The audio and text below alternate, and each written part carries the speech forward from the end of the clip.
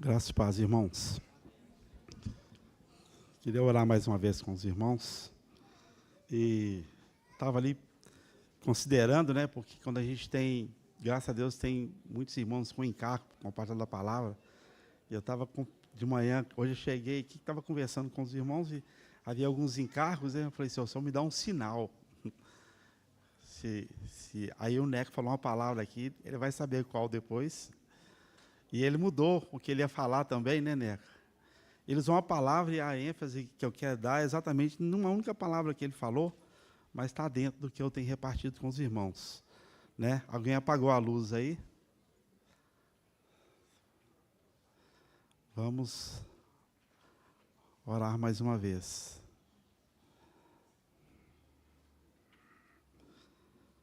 Senhor, nós estamos aos teus pés. E pedimos, Senhor, a tua cobertura para esse tempo aqui, Senhor. Os nossos corações voltados para ti nesse momento, para que o Senhor possa falar com cada um de nós de maneira singular e também de maneira coletiva, Senhor. Bem sei que tudo podes, ó meu amado, e nenhum dos seus planos podem ser frustrados. Queremos declarar que o Senhor é o cabeça da igreja, a igreja é tua, e o Senhor a direciona como o Senhor bem quer, Senhor. Então nós queremos nos submeter ao direcionamento do Senhor, que é o nosso cabeça, Senhor.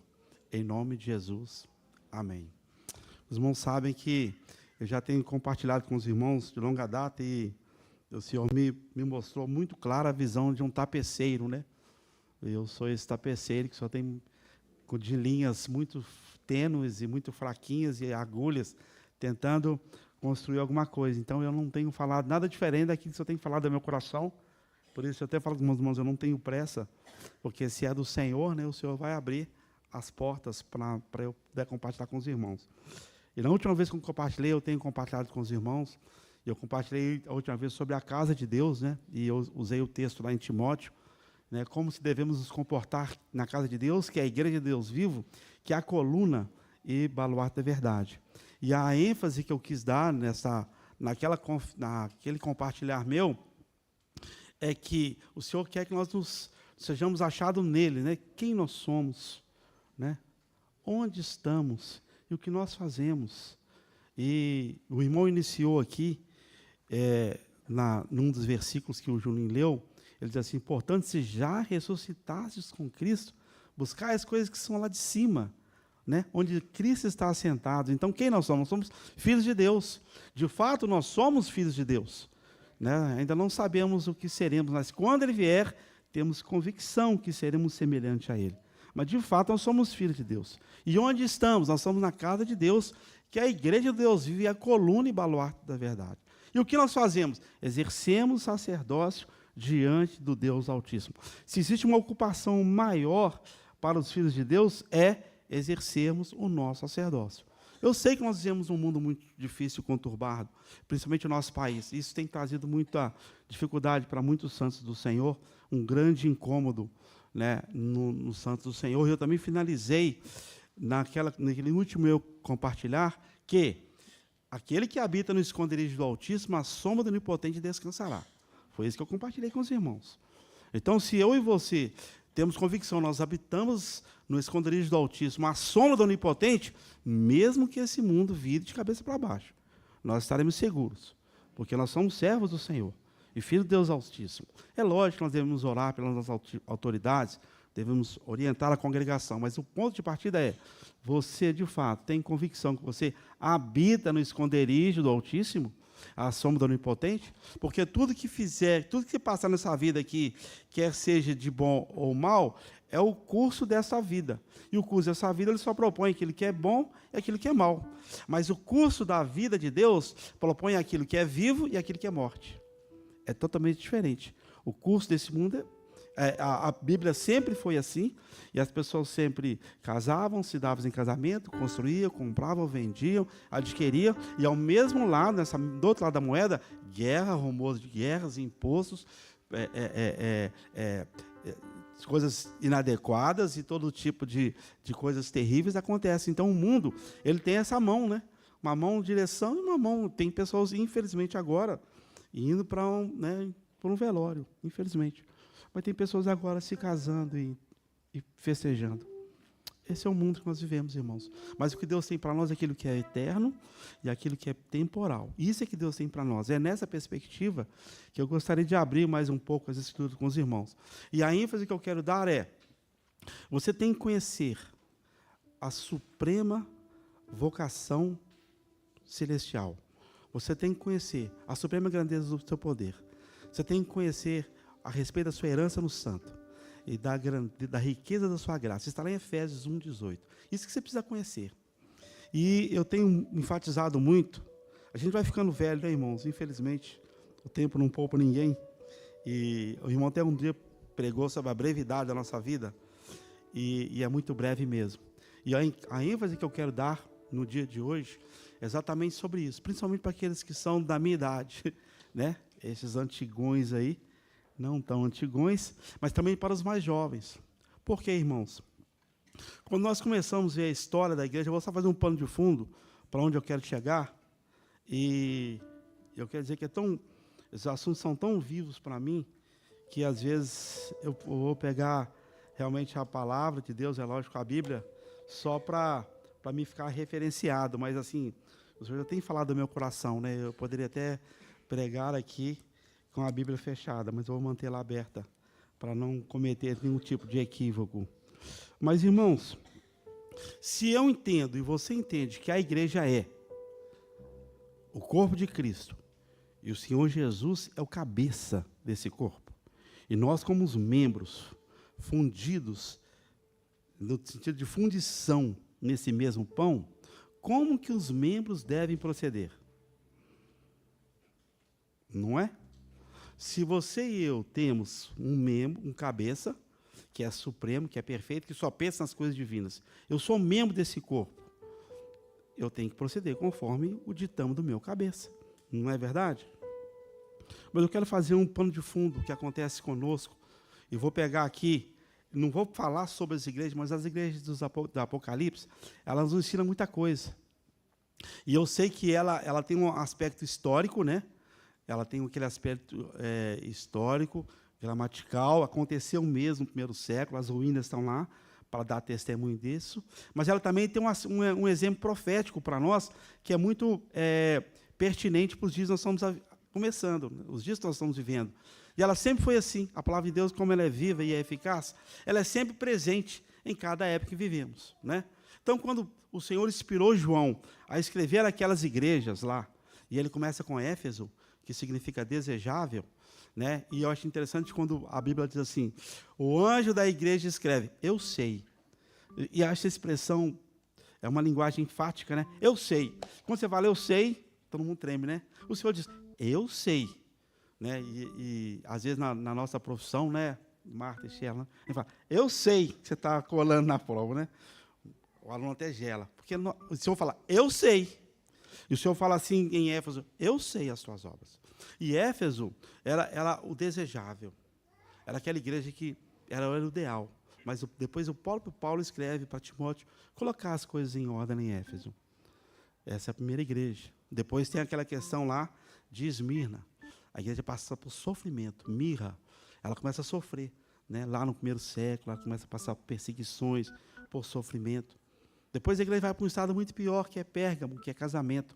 A igreja se torna uma estatal, ela se torna uma instituição do imperador da época.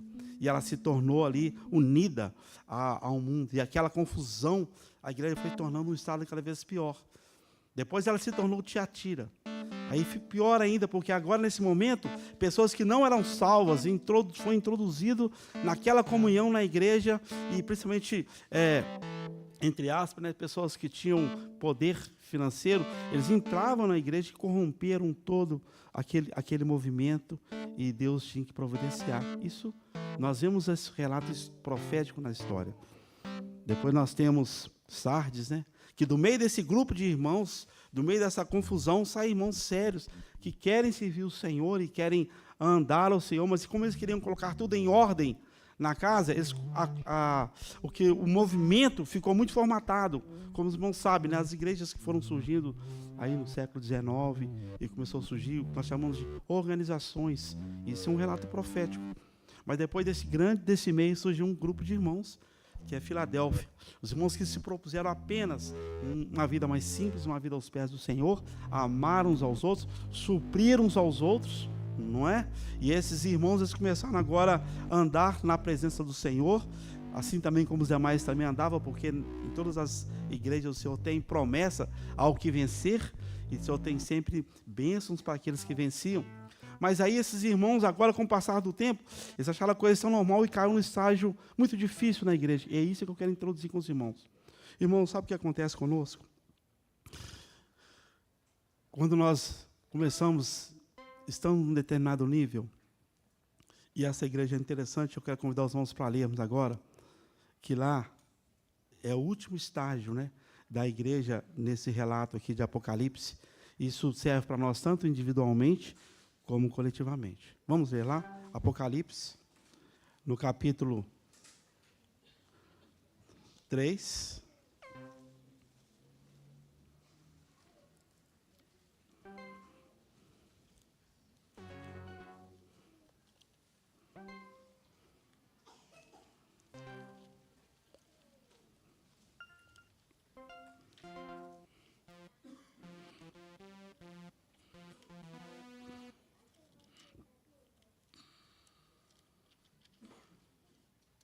Esse é o último estágio, que ele é, para todas as épocas, ele serve como um alerta, tanto histórico, mas também como espiritual.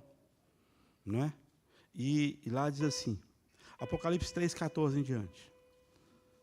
Ao anjo, em Laodiceia, escreve: assim declara o Amém, a testemunha fiel e verdadeira, o soberano da criação de Deus. Eu conheço as tuas obras. Seis que não é frio nem quente. Antes fosse frio ou quente. E por esse motivo, porque és morno, não és frio nem quente, estou pronto a vomitar da minha boca. Porque ainda dizes: estou rico, conquistei muitas riquezas e não preciso de mais nada. Contudo, não reconhece que és miserável, digno de compaixão, pobre, cego e estás nu. Portanto, ofereço-te esse conselho. Adquire de mim ouro refinado pelo fogo, a fim de que enriqueças roupas brancas para que possa cobrir a tua vergonha da tua nudez. E compra o melhor colírio para que possam ungir os teus olhos, para que possas enxergar claramente. Eu repreendo e corrijo todos quanto amos. Sê, pois, diligente, arrepende-te. Eis que estou à porta e bato. Se alguém ouvir a minha voz e abrir a porta, entrarei em tua casa, cearei com ele e ele comigo. Ao vencedor, lhe concederei que se assente comigo no meu trono, assim como eu venci e me assentei com meu Pai no seu trono. Aquele que tem ouvidos, compreenda o que o Espírito diz à igreja. Irmãos, olha interessante. O estágio da igreja. Isso serve para nós, tanto individualmente como coletivamente. Né? Ah, Senhor, minha vida está tão tranquila, está bacana, né? Eu estou rico, né? Nós estamos coletivamente. Ah, Senhor, está tudo tão tranquilo, né?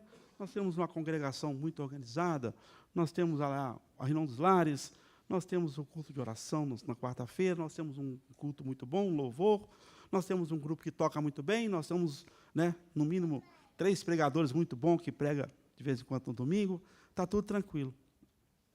Nós temos que ter cuidado, irmãos, muito cuidado com isso. Sabe por quê? Porque essa roda é uma roda, ela vai girando, girando, girando, e nós achamos que está tudo muito bacana, né? Nós até fazemos conferências. Senhor, o que está faltando?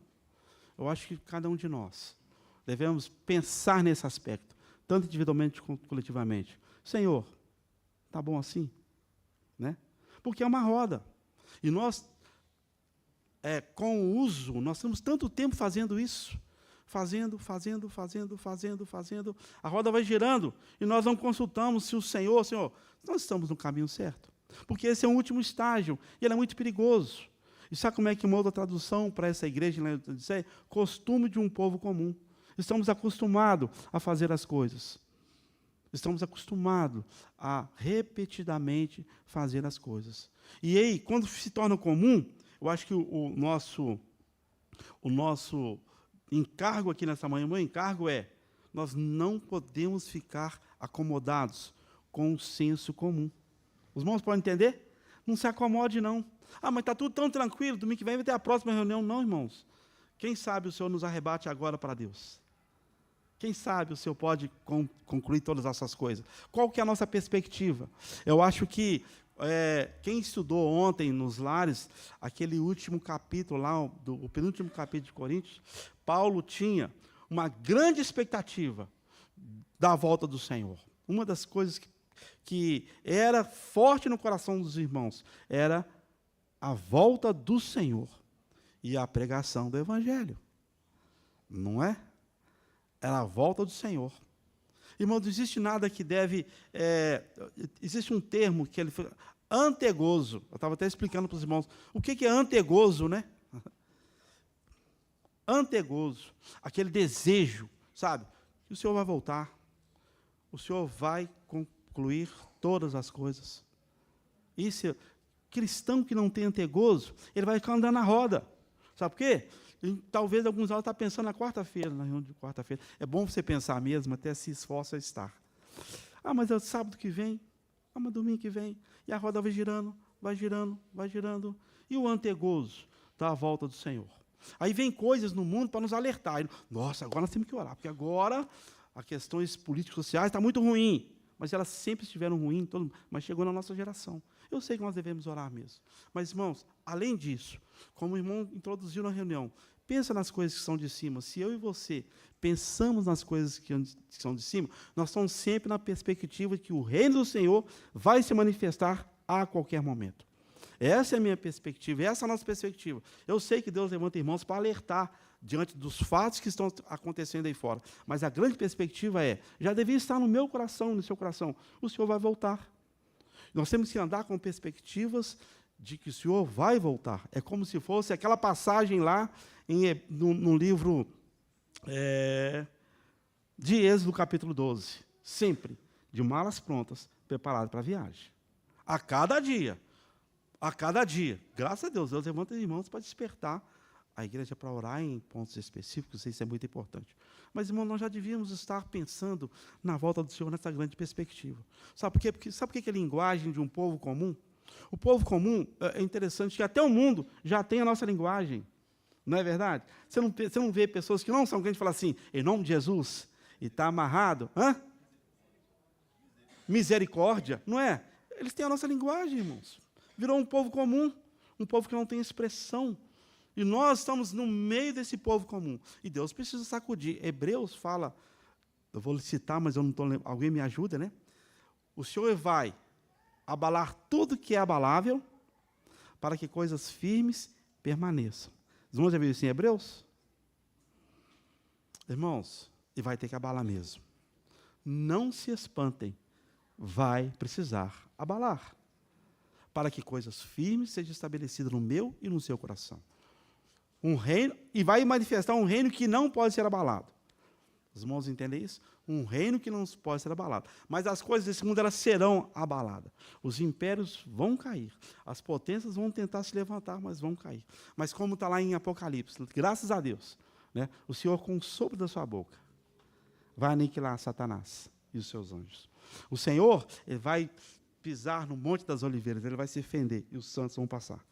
O Senhor já colocou todos os inimigos por estrado dos seus pés, e aguarda que a igreja pise o rabo da serpente. O Senhor já concluiu todas as coisas. Então, quando eu olho para a janela do mundo, eu falo, Senhor, me prepara para encontrar com o Senhor. Me prepara para estar diante do Senhor. Porque ainda que eu tenha um grande encargo por muitas coisas, mas se eu não estiver preparado para encontrar com o Senhor, eu estou girando nessa roda.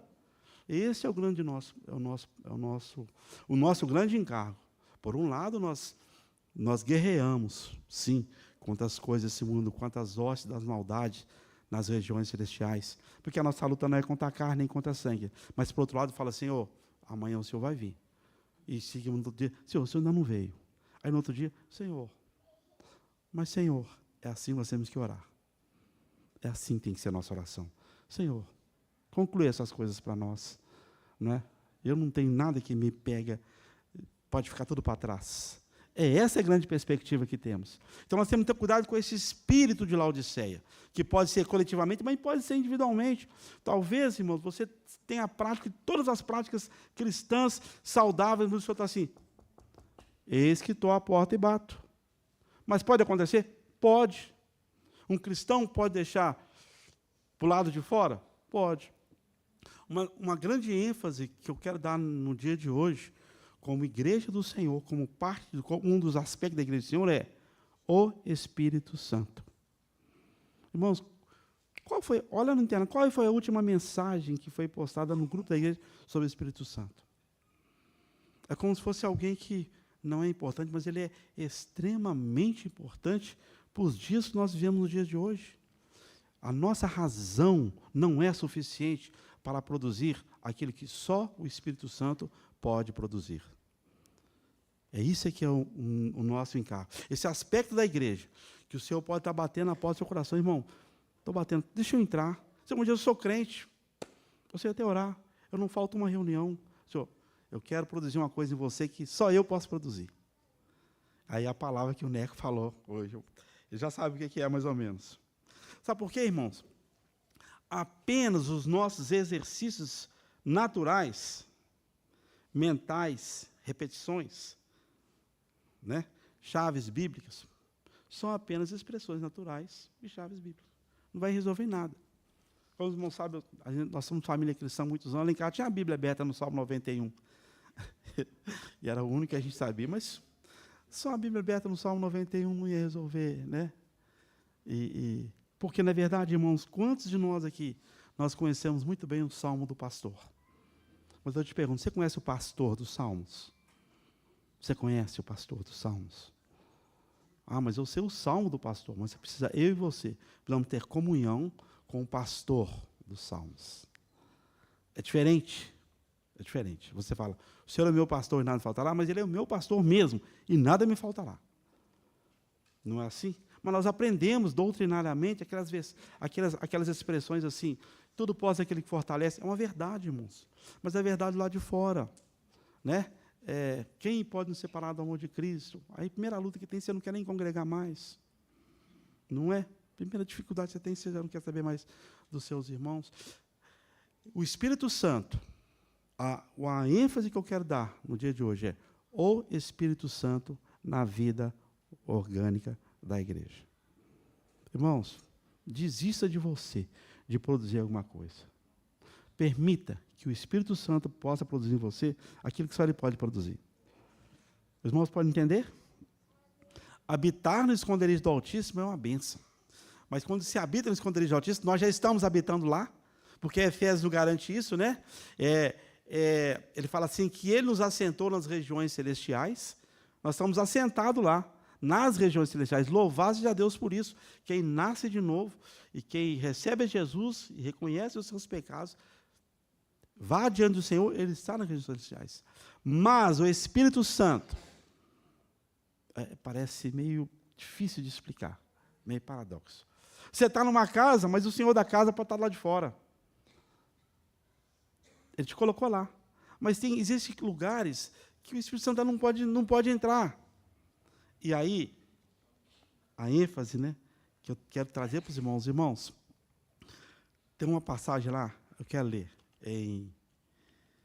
Porque nós estamos vivendo tempos difíceis. Então, 1 Coríntios capítulo 2, diz assim.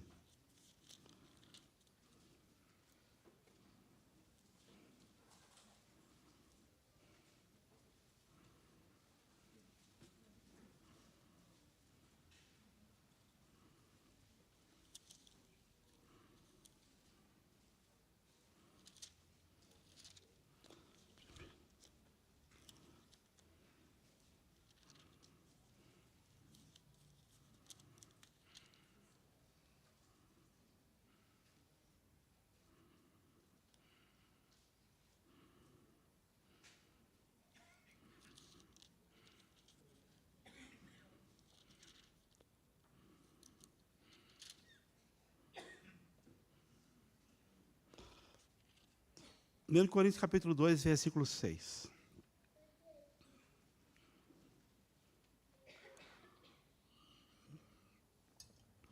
Contudo, falamos de sabedoria entre aqueles que já têm a maturidade.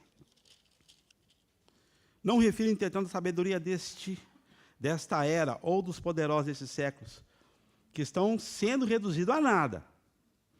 esses governos serão reduzidos a nada. Ao contrário, falamos sabedoria de Deus, que é mistério de Deus que estava oculto, o qual Deus preordenou antes das eras para a nossa glória. Nenhum dos governantes dessa terra compreendeu essa sabedoria, pois se tivessem entendido, não teriam crucificado o Senhor da glória. No entanto, está escrito: olho algum jamais viu, ouvido algum nunca ouviu, e mente nenhuma imaginou o que Deus predispôs para aqueles que o amam. Deus, todavia, o revelou a nós por intermédio do Espírito. Portanto, o Espírito tudo investiga, até mesmo as profundezas de Deus. Pois quem conhece os pensamentos do ser humano, a não ser o Espírito do homem que nele reside? Assim, igualmente, ninguém conhece os pensamentos de Deus, a não ser pelo Espírito de Deus. No entanto, nós não recebemos o Espírito de Deus, do mundo, mas sim o Espírito que vem de Deus, a fim de que possamos compreender do que por Deus não foi outorgado gratuitamente. Sobre isso também pregamos, não com palavras ensinadas pelo poder e sabedoria humana, mas sim com palavras ministradas pelo Espírito. Entretanto, verdades espirituais para os que são espirituais. As pessoas que não têm o Espírito, não aceitam as verdades que vêm do Espírito de Deus, por isso parece absurda. E não são capazes de compreendê-las, porquanto não são discernidas espiritualmente. Contudo, aquele que é espiritual pode discernir as coisas e ele mesmo, por ninguém compreendido, porquanto quem jamais conheceu a mente do Senhor, para que possa instruí-lo. Todavia, nós temos a mente de Cristo. Irmão, o Espírito Santo, nesses últimos dias, ele quer investigar em nós aquilo que realmente é espiritual. Ele quer ministrar ao meu e o seu coração, para você ver de uma nova perspectiva do que está acontecendo. Para perceber que está tão próximo à volta do Senhor. Você perceber que está tudo tão pertinente, está tudo cooperando para que o Senhor arrebate aqueles que são seus. O Senhor não fez isso, sabe por causa de quê? Porque é por causa da nossa ignorância. Ele quer assim, não, ele tem que compreender um pouco mais do meu mistério. Ele tem que compreender um pouco mais do que eu quero falar. Ele tem que compreender um pouco mais daquilo que eu quero ministrar. E esse é um ministério do Espírito Santo na vida orgânica da igreja. Porque só Ele pode ministrar as coisas que nós tanto desejamos. Eu sei que existe um certo preconceito da nossa parte. Quando a gente fala do Espírito Santo, as pessoas sempre lembram daqueles sinais carismáticos, né? Sinais, prodígios, maravilhas, dons, curas e outras coisas pertinentes ao Espírito Santo, que são verdadeiras, são saudáveis, são genuínas, mas nós criamos um preconceito. Então, a gente não quer falar do Espírito Santo. Mas o Espírito Santo, pelo menos aqui na congregação, nós temos liberdade de falar, e aquele que está ouvindo em casa também. Não é só isso que ele produz. Não é só isso que ele quer manifestar na minha vida e na vida de vocês. Agora eu vou falar a palavra que o irmão usou aqui, né? Quando ele compartilhou conosco aqui de manhã. Quando alguém sai numa empreitada, isso aí acontece muito nas empresas, né? Você vai fazer um trabalho, eles falam assim, nossa, você tem que apresentar o quê? Resultados, não é isso? Mas quando o Espírito Santo bate na sua porta, o que você acha que ele quer encontrar em você? Qual foi a palavra que você falou, Neco? Hã? Esqueceu, né?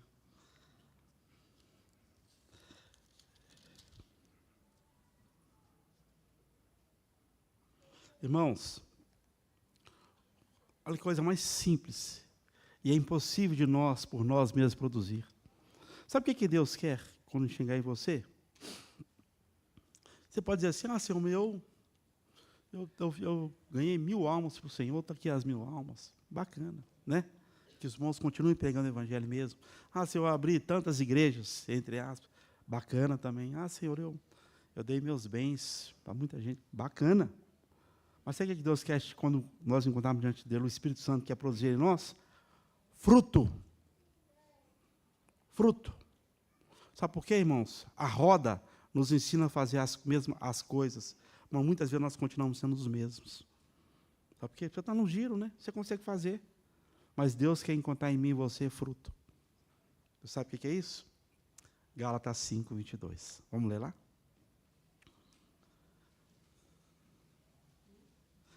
Gálatas 5. Ninguém nunca parou para pensar nisso.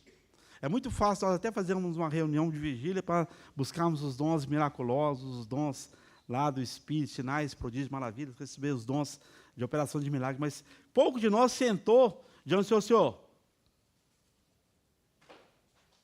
Esses frutos aqui.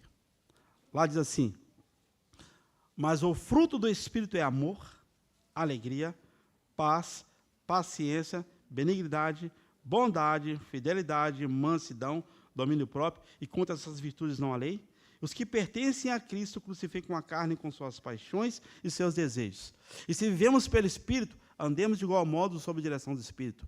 E não nos tornemos arrogantes, provocando uns aos outros, tendo inveja uns dos outros. Irmãos, olha aqui. Qual é o limite do nosso amor?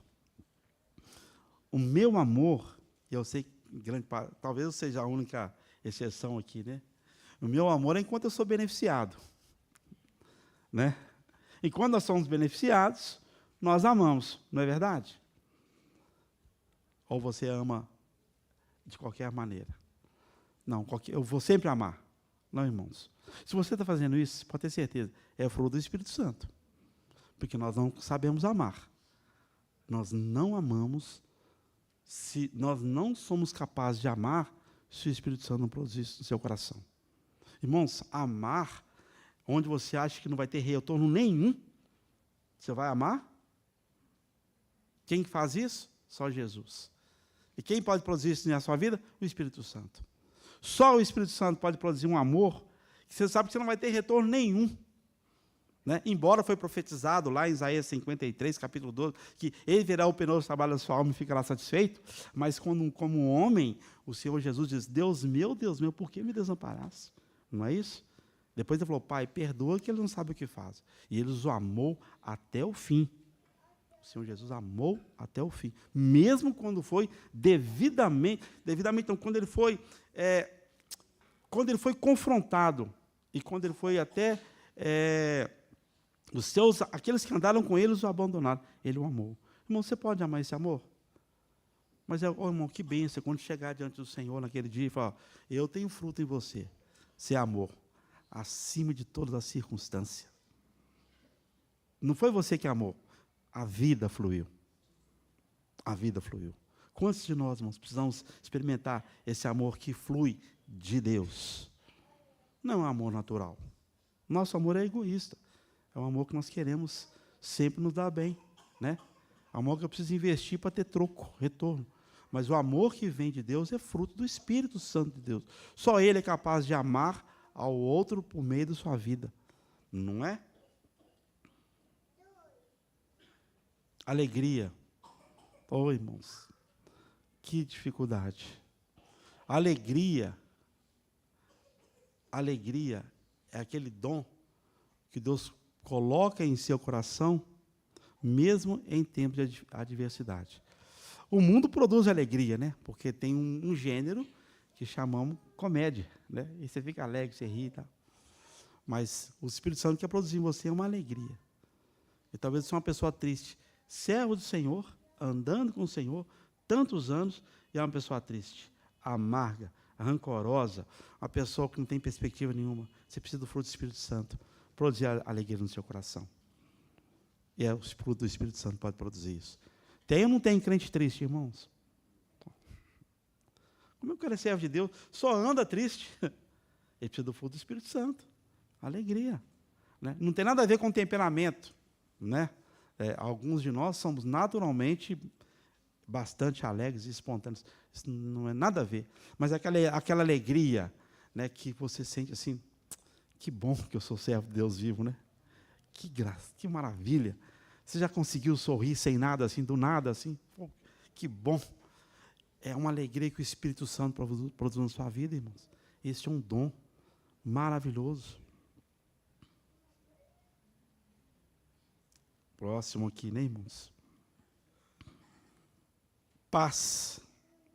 Ô, irmãos, o que é paz, né? paz. Como é que você pode sentir paz? A paz de Cristo é o árbitro no vosso coração. Um árbitro no vosso coração. Ele é que governa. Você está sempre em paz. Né? Aliás, o único dom que vai te fazer ver o Senhor, né? Seguir a paz e a santificação, sem a qual? Ó, irmãos, espírito agitado, contrito, que não gosta de paz, não verá o Senhor. Não estou falando que não vai entrar no reino, não. Não verá o Senhor. Porque é de tremenda paz, não é? Sabe o que Deus produziu em um dos seus discípulos, os filhos? Estou até dando um spoiler aqui, mas não tem problema, não, que os meninos estão lá embaixo. Paz. Porque João era filho do trovão, não era? E ele falou assim lá em Samaria: Senhor, quer que eu ore para que derrame fogo dos céus para exterminar esse povo? O Senhor falou: mas olha o espírito desse meu discípulo aqui, né? Ele já quer logo mandar matar todo mundo. Por um lado, ele amava o Senhor demais, mas no outro lado, ele não tinha a paz de saber que Deus está sob o controle. Irmãos, a paz de Deus, ela excede todo entendimento. A paz de Deus é algo inenarrável, independente das circunstâncias que o mundo está te apresentando e que a vida está te mostrando. É a paz de Deus. Você goza de perfeita paz, né? Tem um cântico que nós cantamos, eu acho engraçado, a gente canta cântico e não desfruta do cântico, né? Está assim: faz teu rio de paz correr no meio, desde que por fé vem bendizer-te. Não é isso? Então, irmãos, um rio de paz, ele tem que fluir em seu coração. Irmãos, se você está aflito, você está muito angustiado, se suas contas não estão fechando no final do mês, e muitas não fecham mesmo, né, por nossa própria causa, Senhor, dá paz. Primeira coisa, tem que ter paz. Sabe? Sua casa é tumultuada. Casa tumultuada. Ô, irmãos, nós temos, os irmãos sabem onde eu moro, e tem lá um apartamento, 2 apartamentinhos, sobradinho. Nossos vizinhos de baixo são servos de Deus Altíssimo. Mas é uma gritaria o tempo todo. E chega de noite, as melhores roupas, e vai para o culto à noite. E durante o dia, uma gritaria. Não tem paz. Quantos lares aqui não tem paz? Né? Quantos maridos vão para cá? Não, vou lá enfrentar minha esposa. Acabou minha paz. Né? Isso é não ligar antes, né? E tirar sua paz no caminho. Sabe por quê, irmão? Paz. Deus quer produzir paz, ambiente de paz na sua casa. Isso não vem de você, é o Espírito Santo que produz na vida do casal. É o Espírito Santo, paz. Não é? Porque um casal que vive em paz, ele enfrenta todas as circunstâncias. Porque a paz de Cristo é o árbitro no seu coração. O que é árbitro? Aquele que vai ensinar você a tomar decisões corretas. Árbitro nos seus corações é a paz de Cristo. Então você desfruta de plena paz. Ó, irmão, tantos lares tumultuados, tantas mentes que não desfrutam da paz, irmão, não adianta. Eu sei que você pode recorrer aos recursos da ciência aí, que você puder, né? Essas terapias, etc. Mas a paz do Espírito Santo é que ela fala assim: eu sei que meu Redentor vive. Apesar de tudo, eu sei que meu Redentor vive. E eu gozo de plena paz em sua presença. Né? É isso que Deus quer produzir. Que aspecto maravilhoso da igreja. Irmãos que gozam de plena paz. E você vê quando você sai do ambiente da igreja, irmão, tantos irmãos agitados e preocupados e correndo e falam: está faltando o fruto do Espírito. Eu também sou assim às vezes. Fique em paz, né? Perco a minha paz. Paciência, né? Tem um ditado que fala: paciência é a mãe de todas as virtudes, né, irmãos? A paciência tem limite, né? Aí nós chamamos na nossa linguagem que estupim curto e estupim comprido. Mas paciência, irmãos, é um fruto do Espírito. Às vezes você não tem paciência. E um dos modelos mais tranquilos de paciência foi Moisés, quando o povo peregrinou no deserto. Falou: vai correndo? Não, vai passo de gado e passo das crianças. Sabe por quê? Senão não vai dar. Quem está mais adiantado vai deixar o outro para trás. Paciência. Às vezes o seu irmão não entende, talvez muitos não estão entendendo nem o que eu estou falando. Tenha paciência comigo, irmãos. E eu também tenho que ter paciência com vocês. Não é verdade? Mas a paciência é uma coisa assim. Tem paciência, vai dar certo. Tenha paciência. Aguarde um pouco. Né? Ou ao contrário da paciência, é a ansiedade. Quantos de nós temos crise de ansiedade porque não desfruta de paz e de paciência na presença do Senhor? Tem que ter paciência. Né? Para quem ensina, para quem aprende, A paciência é um dom, é um fruto do Espírito, sabe? Para você ser paciente uns com os outros. Tem pessoas que não vão entender mesmo. Tem pessoas que não podem entender nada do que eu estou falando. Tem que ter paciência. E você tem paciência comigo também. Né? Paciência é fruto do Espírito.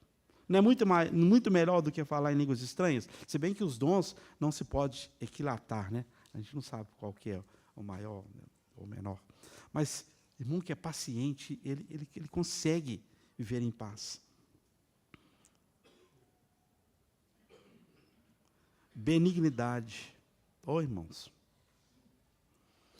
nós estamos vivendo um tempo em que o ódio, de vez em quando, passa no nosso coração, não passa? Você vê, por isso que assim, eu tenho dificuldade em algumas coisas, principalmente ver noticiários. Irmãos, é muito difícil você ser benigno numa questão que você está sendo afrontado e confrontado. Não é verdade? É muito difícil você abrir mão daquilo que você está no seu direito. Né? Mas, na verdade, quando nós perdemos, nós entendemos que o Senhor é nosso Senhor, nós não temos mais direito. Né? É difícil. É difícil. Mas como é que você pode ser benigno numa situação que você está sendo confrontado? Às vezes você vai ter que deixar. Uma vez um irmão explicou, olha, a não ser que seja um confronto que seja moralmente, aí você tem que ir até o final para provar que não é. Mas se falar que você não sabe pregar, que você não sei o quê, ser metido, se é o quê, irmão, deixa isso para lá. Seja benigno. Amém, irmão? Você pensa que eu sou assim? Talvez eu sou mesmo, não é? Mas seja benigno com o Senhor. O Senhor Jesus ensinou assim, ó, não pagues o mal com o mal. Não é isso? Ore pelos seus inimigos. Vou falar com você, é difícil orar pelos inimigos. Né? Abençoa aqueles que o amaldiçoam e os perseguem. Irmãos, isso é candidato do reino. Mas como é que eu posso ser assim? Eu tenho que ser benigno. Ah, se eu não conseguir ser benigno, eu não vou abençoar aqueles que me amaldiçoam e perseguem. Eu não vou retribuir o bem, o mal, com o mal. Eu vou retribuir o mal com o mal. Porque nós somos assim, não é?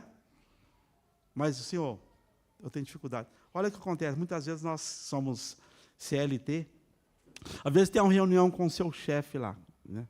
Eu só tenho chefas, e chefas fala bem, né? E muito.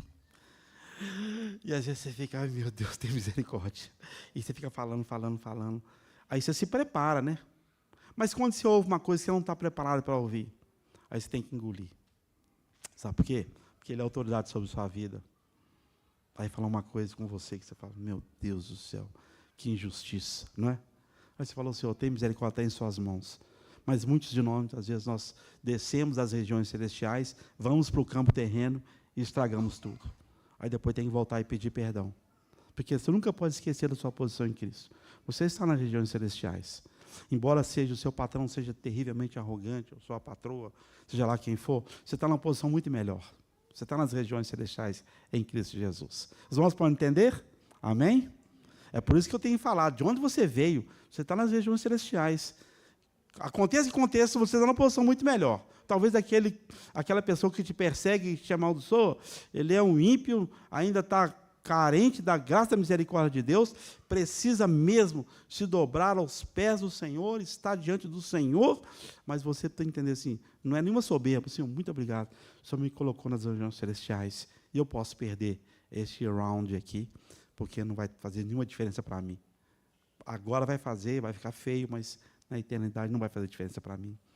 E isso é um fruto do Espírito. Irmão, ore a Deus pedindo que manifeste frutos do Espírito em sua vida, né? Bondade. Irmãos. Bondade está naqueles lugares onde você não tem nenhuma condição de ser retribuído. Isso é bondade. Isso é bondade. Eu chamo um irmão que pode me retribuir na minha casa. Bondade é ser naquele lugar mais árido, deserto da sua vida. Você exerce bondade. Onde talvez você nunca mais vai ver aquela pessoa. Onde não há uma retribuição. Você exerce bondade. O Senhor Jesus nunca voltou. Engraçado, as jornadas do Senhor Jesus, né? Ele sempre foi bondoso com as pessoas. Assim. E ele nunca voltou para tentar assim, ser retribuído de volta. Ele usou de bondade para aqueles que passaram por eles. É muito difícil nós sermos bondosos, sabe por quê? Nossa mente é cheia de julgamento. Por isso que é preciso a paz de Cristo ser o hábito no seu coração. E você tem que ter a mente guardada em Cristo. Porque se você for exercer bondade dentro da sua lógica de raciocínio, você não exerce bondade com ninguém, porque nós somos cheios de juízos morais dentro de nós. Nós temos juízos morais e éticos que nos impedem de exercer bondade e misericórdia. Mas o Senhor Jesus, o salmista dizia, né? Certamente que bondade e misericórdia me seguirão todos os dias da minha vida. Porque o Senhor Jesus, o Davi, ele tinha a convicção que o nosso pastor, ele é cheio de bondade e de misericórdia. E por que nós não podemos ser assim também? Mas eu não consigo de mim mesmo, a não ser que seja um fluir do Espírito Santo na minha vida. Não é? Então, vocês já podem exercitar a oração, né, os parentes da irmã Rosinha. Senhor, manifesta os dons do Espírito na minha vida, que é ser uma pessoa diferente. O que denota que você é diferente é pelo fruto. Pelo fruto vos conhecereis. Não é pelo tanto do seu conhecimento teológico, pelas suas frequências nas reuniões, que é muito importante, não deixe de vir, mas pelos frutos na sua vida. Quantos entraves na congregação, uns com os outros, nós percebemos, faltou aquele fruto ali, ó. Não é verdade? Está faltando esse fruto, está faltando esse. O Espírito Santo está à porta e está batendo, tanto coletivamente como também individualmente, para que os frutos permaneçam. Porque o Senhor vai buscar fruto. Em João capítulo 15, ele diz assim, eu sou a videira verdadeira e vós sois os ramos. E todo ramo que está em mim dá fruto. Não é? E aquele ramo que não dá fruto, ele corta, dá aquela podadinha para que dê mais frutos. Mas se chegar naquele dia, não achar fruto nenhum, sua aula vai ser testada lá, como que pelo fogo. Não é? Fidelidade. Você sabe qual é o contrário da fidelidade? Já expliquei isso para os irmãos. O ao contrário da fidelidade é negligência.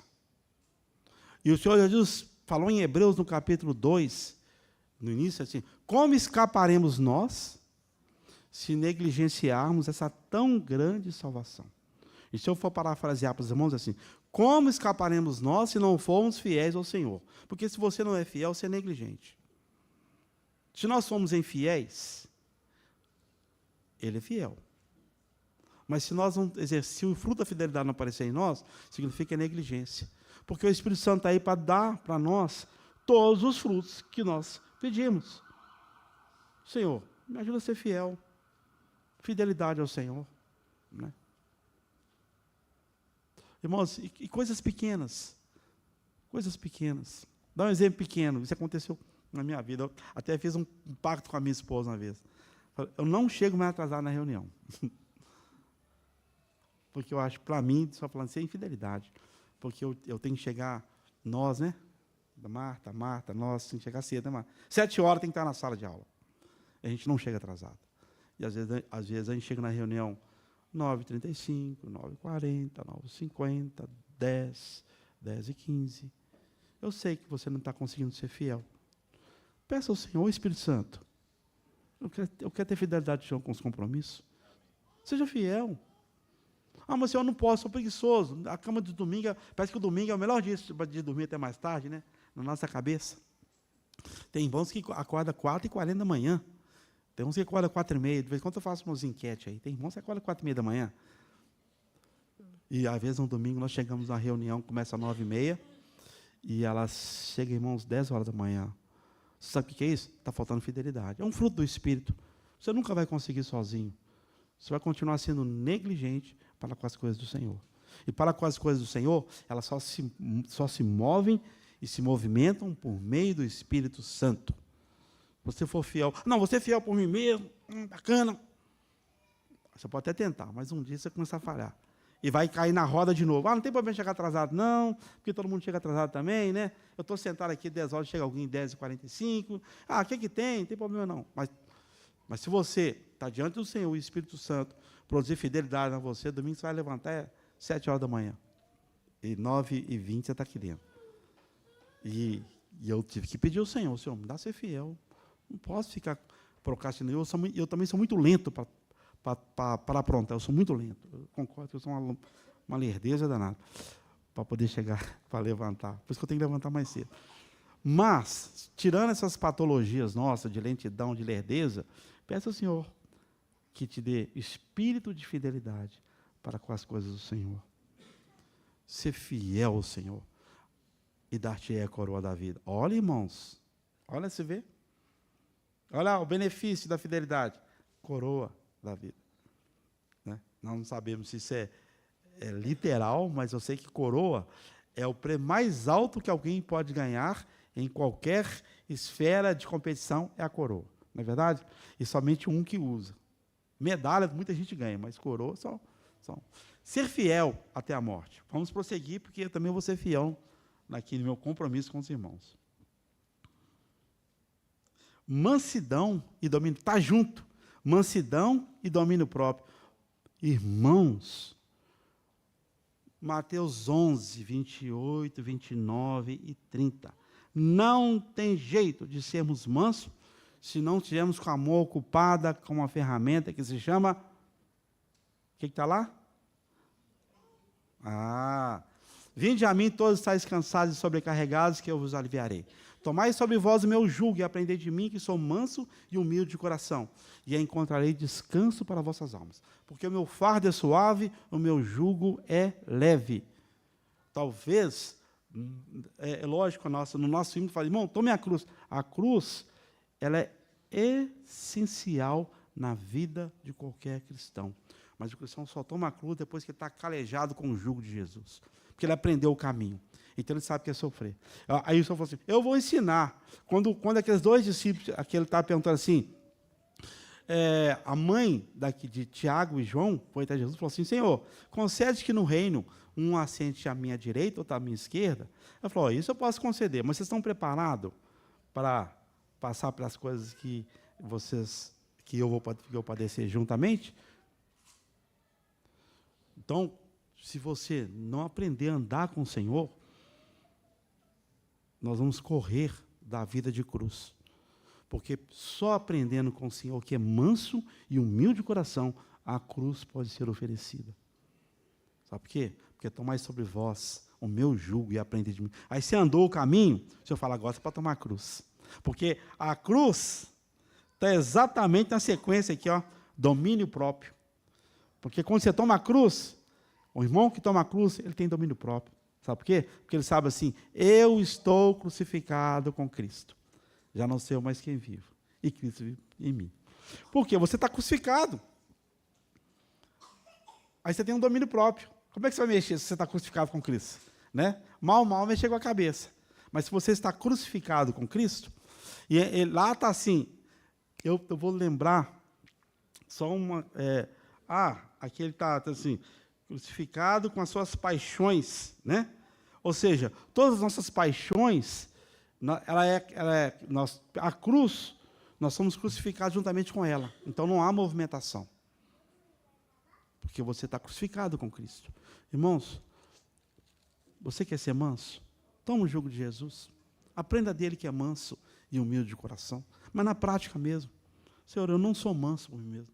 Na verdade, essa figura é tão maravilhosa, né? Porque eles pegam um boi aprendiz e põem no boi que já sabe o caminho, para puxar o arado. Né? E às vezes você está junto, Deus coloca uma pessoa no seu caminho, vai ser aquele boi maduro, para te colocar você do lado. Às vezes uma circunstância que você vive é aquele boi, para você aprender. Não é? Aí o Senhor começa a fluir. Né? Mansidão e domínio próprio. Você é manso, né? E você começa a andar o seu caminho. Aí, domínio próprio, você fala, agora, tomai a cruz. Aí você está disposto. Né? Quem não toma a sua cruz, não me segue, não é digno de mim. Porque a cruz é o único lugar onde nós crucificamos as nossas paixões, os nossos desejos, as nossas inclinações naturais, as nossas ambições, é tudo na cruz. Porque ele manifestou ali, o Senhor Jesus, na cruz do Calvário, tudo que um homem natural é e tudo que um homem espiritual deve ser. O Senhor levou sobre si as nossas dores e nossos pecados. Sobre si, não em si, sobre. Não nele. Ele era 100% puro. Mas ele falou assim, eu vou representar aqui, como uma ovelha, levou sobre si. Todas as nossas paixões foram crucificadas. E depois, mansidão e domínio próprio. Contra essas virtudes, não há lei. Né? Não há nenhuma não há nenhuma prerrogativa. Cada nascido de novo, vou até fechar minha Bíblia, ó. Cada nascido de novo precisa, Senhor, manifesta os dons, esses dons da minha vida. Nossa relação tem sido muito árida, irmãos. A relação na igreja está muito ácida. Muito ácida.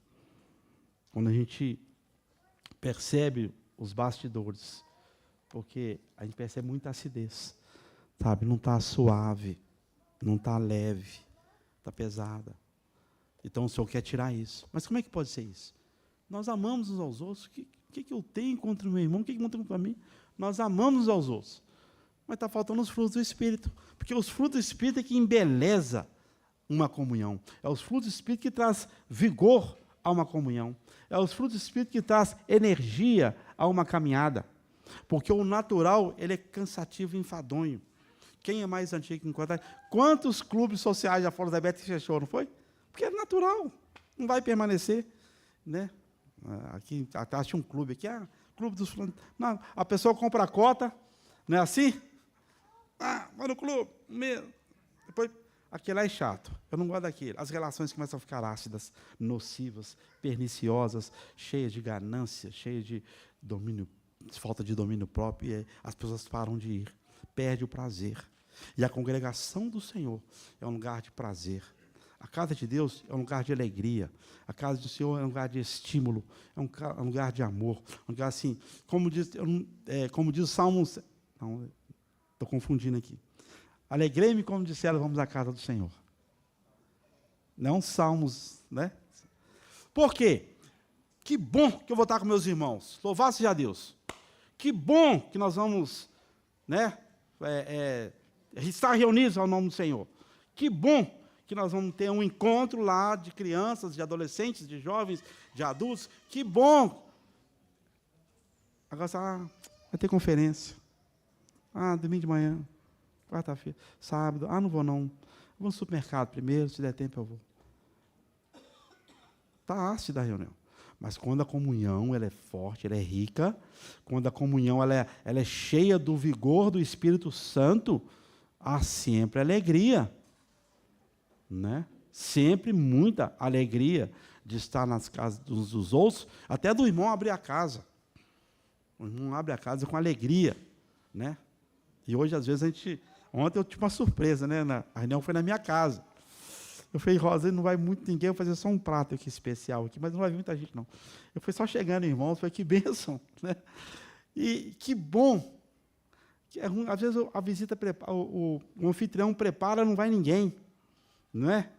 E aí você fala assim, puxa vida, não vem ninguém na reunião. Talvez você não está indo, porque está faltando alegria, paz, mansidão, domínio próprio, né? Fidelidade. E isso não vem de você. É o Espírito Santo que tem que produzir. Amém, irmãos? Os irmãos podem entender? Amém? Que é importante o Espírito Santo na vida orgânica da igreja? Então, esse é um dos aspectos que eu vim trazer para os irmãos sobre a vida comum da igreja. Né? E eu quero lembrar, irmãos, eu sei que estamos vivendo momentos difíceis, mas não deixe isso descer no seu coração. Mas, pelo contrário, que os frutos do Espírito possam se manifestando no seu coração, na sua vida. As coisas estão ficando tão ruins aí fora. E nós só temos uns aos outros. E, graças a Deus, temos o Senhor. Mas a minha fortaleza, os irmãos, nós só temos uns aos outros. Não confie em carros, nem em cavaleiros, vou parafrasear, não confie em governos, nem em potências, nem em economia, confie no Senhor, na vida dos irmãos. Isso é que é o nosso porto seguro. Sabe por quê? Porque o Senhor é o cabeça da igreja. Né? O Neco falou aqui, se você é um grão de trigo separado da massa que está pronta, você precisa ser moído, né? Julgado um pouco do azeite, porque o nosso pão é feito com azeite puro, e depois tem que ir para o forno. Olha que bênção, irmão. Você é um grão. Só para finalizar, para me orar. Você é um grão. Você tem que ser moído. Moído pelas nossas pisaduras. Moído. Depois tem que ter azeite. É o Espírito Santo. Depois tem que ir para o forno. É o fogo. Para ser provado. Sabe por quê? Porque depois que você, como grão, é moído, passa pelo azeite, vai pelo fogo. O fogo, aliás, não vou entrar numa área aqui que é do irmão da química, aqui, o Wellington, mas é o único elemento dos 4 que muda uma substância em outra, né, Wellington? O fogo ele é capaz de fazer isso. Então, quando você é um trigo, eu estou lá isolado, a minha vida sozinho, eu sou um crente bacana, eu faço tudo bacaninho e tal, mas você é isolado, você acha que você é o cara. O que acontece? Você precisa do azeite, que é o Espírito Santo. Aí depois você precisa do fogo. O fogo vai tirar todas as impurezas, né? Eu já fui, eu visitei uma siderurgia, fiquei impressionado com o que eles fazem com metal para produzir o ferro, o aço. Gente, mais de 1000 graus. Assim o senhor faz. Aí você é aquele triguinho, pode ficar tranquilo. Talvez o irmão está sofrendo. Irmão, quem sabe está faltando azeite e o foguinho para o senhor tirar suas impurezas, né?